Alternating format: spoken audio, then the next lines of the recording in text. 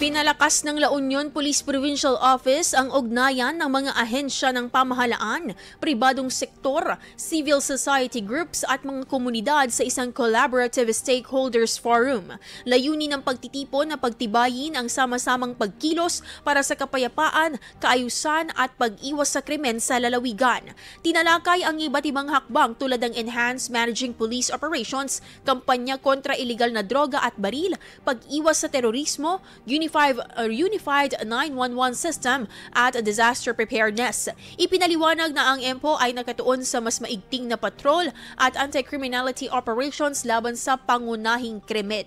Iniulat din na 139 sa 161 E911 calls mula Hulyo 30 ngayong taon ang nirespondihan sa loob ng 5 minuto bilang patunay ng mas pinabilis na koordinasyon para sa kaligtasan ng publiko. IFM News. IFM News. IFM News.